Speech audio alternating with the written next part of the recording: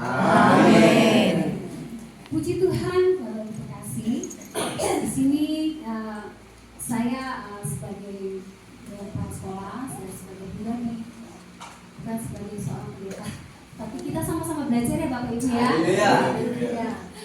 Di sini saya juga sebenarnya saya pertama kali kaget ya ketika Bu Susan itu mengundang saya, ayo Bu Maya belajar bahwa firman Tuhan. Sebenarnya saya juga agak nervous ya, agak gugup.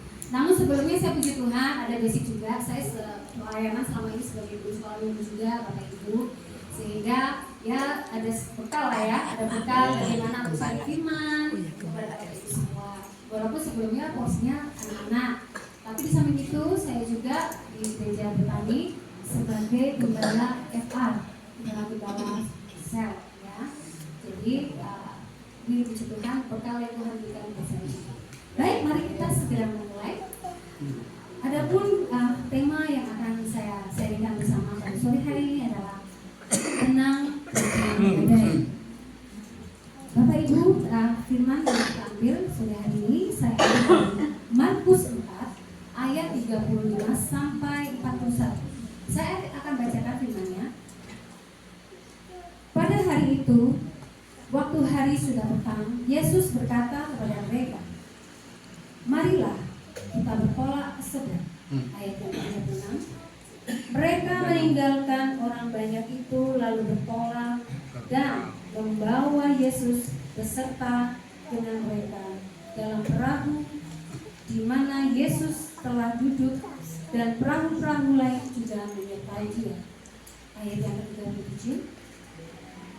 Lalu mengamuklah taufan yang sangat dahsyat dan ombak menyembur masuk ke dalam perahu sehingga perahu itu mulai penuh dengan air.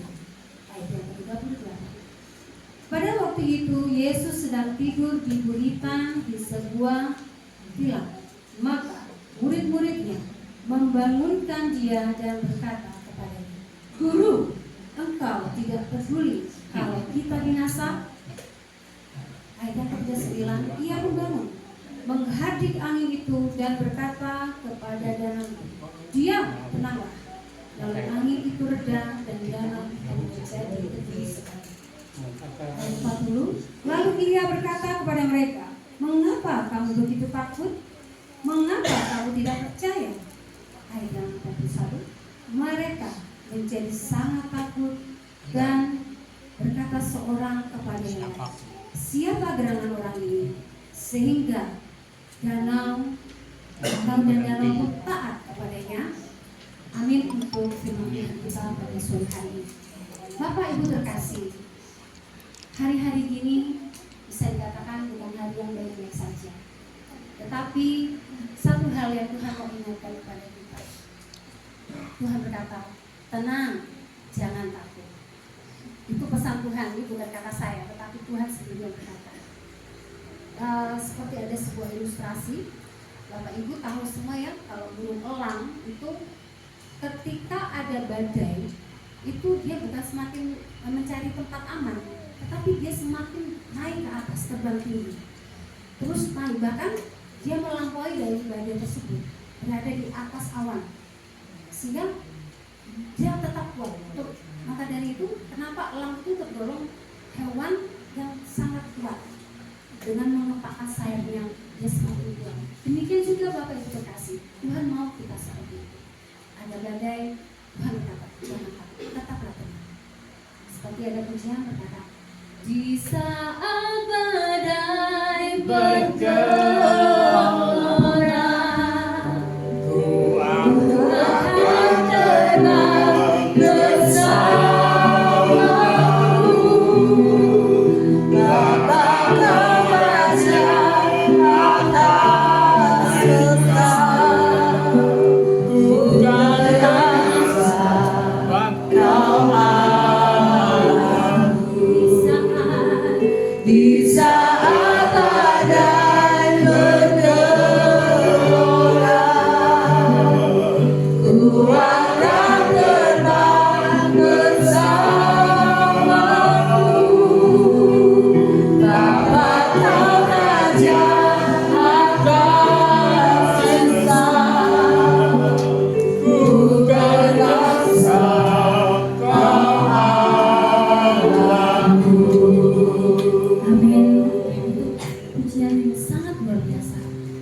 bagian yang sangat menguatkan, terutama buat saya secara pribadi, Bapak Ibu.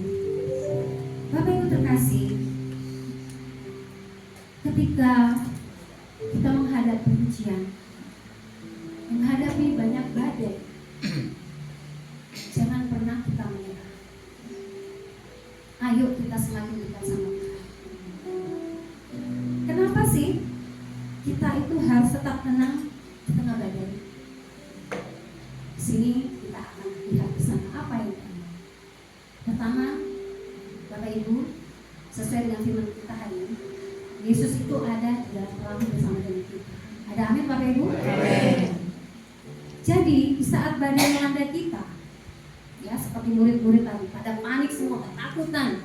Padahal Yesus itu santai ya, anteng di tengah di buritan kapal atau di belakang kapal. Yesus tidur dengan santai dan berarti Yesus tidak peduli. Tetapi Yesus tahu, Maha tahu.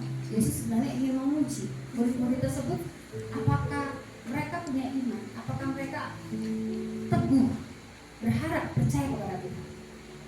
Lalu di situ Tuhan berkata, "Hai anak-anakku, kenapa kamu kok takut? Kenapa kok kamu gak percaya sama aku? Tenanglah. Tuhan Yesus itu Maha Kuasa. Tuhan Yesus lebih besar dari masalah yang kita hadapi. Amin Bapak Ibu.